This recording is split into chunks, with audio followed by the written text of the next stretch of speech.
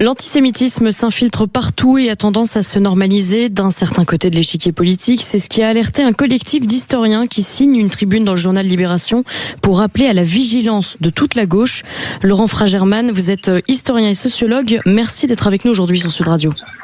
Bonjour. Bonjour Laurent Fragerman, merci d'être en direct sur Sud Radio. Vous êtes l'initiateur de cette pétition, de cette tribune qui interpelle l'opinion publique pour une vigilance de toute la gauche face à l'antisémitisme. Il est vrai, Laurent Fragerman, qu'on est confronté à une situation mais totalement hallucinante.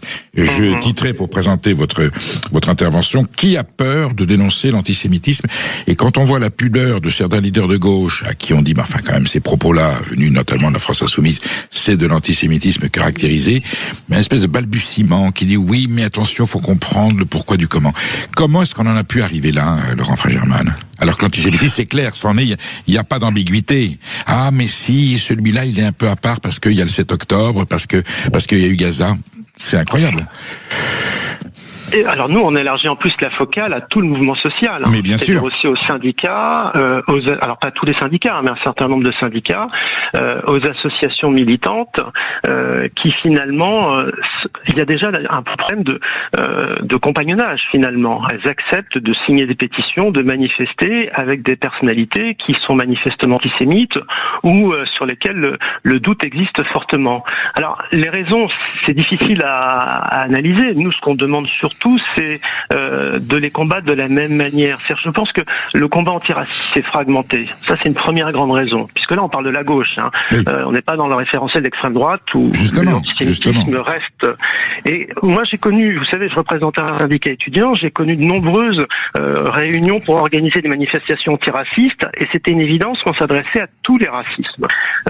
Là, désormais, il y a une espèce de hiérarchisation subtile qui se fait selon les moments.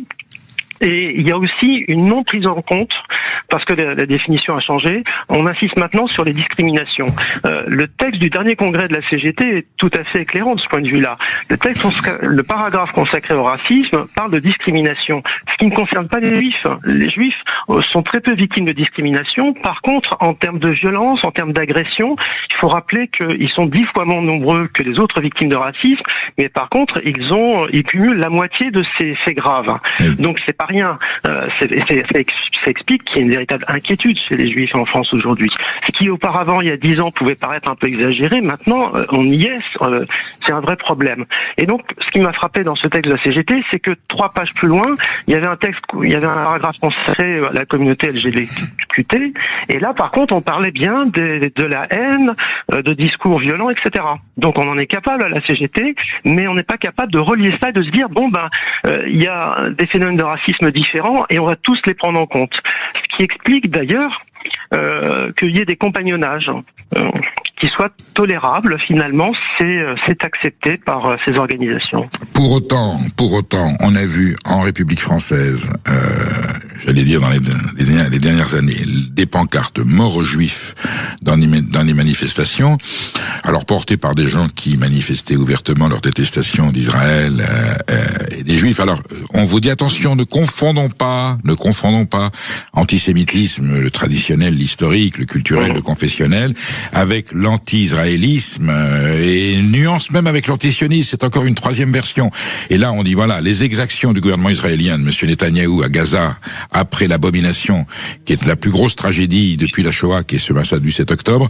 Oui, mais voilà, les Israéliens, le gouvernement israélien a donné le bâton de l'antisémitisme à des gens qui n'attendaient que ça pour s'en saisir. Ça peut être une réalité, c'est-à-dire qu'il y avait un antisémitisme qui était, allez dire, un peu éteint, un peu latent, et que, alors, il y en a qui ne le sont pas du tout, qui sont devenus anti-israéliens. Je pense qu'il y a des anti-israéliens sincères, anti-nétanyahiste, qui ne sont pas du tout antisémites. Est-ce qu'il y a aussi des gens qui ont au fond d'eux un relent et qui ont eu l'occasion là de l'exprimer de façon impunie et de façon ostentatoire?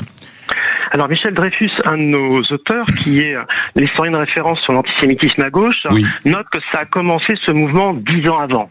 Donc il y a un pic, évidemment, le 7 octobre, il y a une libération de la parole, avec les réseaux sociaux, etc., les conditions modernes, qui font qu'aujourd'hui, on lit très facilement des propos qui étaient invraisemblables auparavant. Nous, on tient à dire, alors c'est une tribune de gens de gauche, il faut être clair. Non mais c'est très bien, ça concerne la gauche justement. Voilà, on s'adresse à notre camp et on leur dit, mais vous avez le droit de critiquer Israël, bien évidemment, et d'ailleurs il n'y a aucun souci avec ça. Dire ce que fait Netanyahou est inacceptable, très bien. La question c'est qu'on ne peut pas corréler ça dire c'est à condition qu'on soit sur cette position-là, qu'on ne soit pas victime de racisme. C'est deux choses différentes. Moi, si quelqu'un est noir et victime de racisme, je vais le défendre parce que c'est un principe de base, pas en fonction de ses opinions. Je vais pas chercher à savoir si je suis d'accord avec lui sur la politique de tel ou tel aspect. Donc il y a vraiment pour la population juive, on leur demande de se positionner par rapport à Israël. Je trouve que c'est quand même inquiétant et on leur demande en plus d'une manière assez caractérisée, alors qu'on sait très bien qu'une majorité des Juifs en France ont de la famille en Israël. On sait très bien que c'est un aspect qui n'est pas si simple que ça. Donc évidemment que vous avez beaucoup de Juifs français qui soutiennent Israël. Et alors, j'ai envie de dire, moi politiquement, je discuterai avec eux, je ne serai pas d'accord sur beaucoup de choses, mais là on parle de racisme. Alors c'est ça qu'il faut qu'on... Vous avez autour de vous dans cette tribune, vous avez Gisèle Bergman qui est une essayiste, Jean-Louis Giovannoni qui est un poète. Vous avez cité chez Michel Dreyfus, Jean-Numa Ducange, Nicole Edelman, Robert Hirsch, Olivier Le Troquer, Claudia Moatti et Michel Rio-Sarcé. Laurent Frégerman, on reproche souvent aux leaders musulmans de ne pas sortir dans la rue lorsqu'il y a des exactions du terrorisme islamique, et que ce soit en 2015 ou ailleurs. On aimerait bien voir plus de musulmans, plus de représentants du culte musulman dans la rue avec les citoyens français pour protester contre le terrorisme. Est-ce que les Juifs de France, est-ce que tous ont bien pris l'ampleur de la tragédie? Évidemment, celle du 7 octobre, elle est incontestable. Il y en a une à Gaza. Est-ce que tous les Juifs de France, et c'est aussi le reproche qu'on fait quelquefois à certains membres de la communauté, est-ce que votre indignation contre Netanyahou, contre ce qui s'est passé à Gaza, a été totale et j'allais dire incontestable, ou il y a eu là aussi chez certains Français juifs quelques pudeurs par rapport à ce qui se passait à Gaza? Bah oui, il y a des débats. Je pense que notre position, elle est minoritaire partout. Je pense qu'elle est minoritaire à gauche, parce qu'on a eu quand même un certain nombre de chercheurs qui étaient d'accord avec nous sur le principe, mais qui n'ont pas signé la pétition. C'est comme ça la réalité. Et quand je vois le nombre de gens qui ont signé une pétition pour un universitaire clairement antisémite, Julien Terry, il y en a beaucoup plus que pour notre tribune. Faut être honnête. Et puis d'un autre côté, moi j'aime pas tellement le terme de communauté. C'est-à-dire justement, je me reconnais pas dans une communauté. Je l'ai utilisé par facilité, mais il n'y a pas de communauté, il y a des Français. Et ensuite, voilà. Il y a des gens qui se reconnaissent. Il y a des communautaristes. Ils ont créé une communauté qui, à la fois, est très intégrée dans la République. C'est ça la particularité du consistoire. Tout à fait. Mais en tout cas, justement, on dit simplement, appliquons les règles communes à tous les racismes. C'est-à-dire la loi de 1972, le fait qu'on ne peut pas, comme pour le 21 juin, une manifestation organisée par LFI, laquelle les patronnes de la CGT et celle de la FSU participeront. On ne peut pas aller à ce genre de manifestation contre le racisme quand parmi les principaux initiateurs, vous avez Médine et vous avez comment il s'appelle, l'humoriste de Radio Nova. Vous avez des gens, à la limite, on va entrer dans des débats byzantins. Est-ce qu'ils sont vraiment antisémites? Est-ce que c'est pas de l'humour? Mais à un moment donné, est-ce que ces personnes-là peuvent représenter la cause de l'antiracisme? La réalité, c'est que en se fragmentant contre le racisme, cette cause-là est en train de s'affaiblir, de se diviser. Parce que ce que vous disiez sur Gaza, ça m'a beaucoup frappé, c'est que ces manifestations-là, j'ai pas pu y aller. Moi, j'étais fier de rencontrer Yasser Arafat quand j'étais étudiant. C'était le grand chef palestinien. Je savais très bien qu'il n'était pas un enfant de cœur, que c'était un combattant. Il avait aussi ses défauts. Mais j'étais fier de le rencontrer. Mais ça fait quand même plus de 10 ans que je participe à une manif de ce genre-là. Parce que je vois trop de choses antisémites. Et ça affaiblit considérablement le mouvement de solidarité en France pour les droits normaux des Palestiniens, pour la paix. parce qu'on parle plus de paix. Et à partir du moment où on parle plus de paix, on ne dit plus. Quand on entend des slogans sur il faut que la Palestine soit libre de la rivière à la mer, mais c'est l'exact inverse de ce que veulent les suprémacistes israéliens. Et le résultat, c'est qu'il n'y a pas de paix, que les Palestiniens, ils sont les perdants de l'affaire depuis des décennies, et que nous, en France, on a des gens qui sont bien confortablement installés, qui les encouragent à dire oui, battez-vous pour la victoire totale, mais pour l'instant, les Palestiniens de Gaza, ils sont sous détente. Je trouve ça dramatique. Laurent Freigemann, vous attendez plutôt d'autres dispositions législatives qui seraient pas forcément la solution, ou une meilleure prise de conscience de la part des responsables de gauche qu'on dise les choses clairement? Nous, on trouve qu'il n'y a rien de simple, parce que entre beaucoup de discours soi-disant antisionistes sont en fait antisémites. Et il suffira pas d'une loi. Si on fait une loi trop dure, on s'attaque à la liberté d'expression.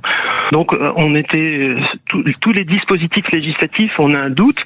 Par contre, on voudrait qu'ils soient appliqués. Il y a quand même une série d'affaires où la justice française n'a pas qualifié cela de crime, enfin, n'a pas pris la qualification antisémite, alors que c'est assez évident, notamment une jeune fille qui s'est fait violer quand on a appris qu'elle était juive.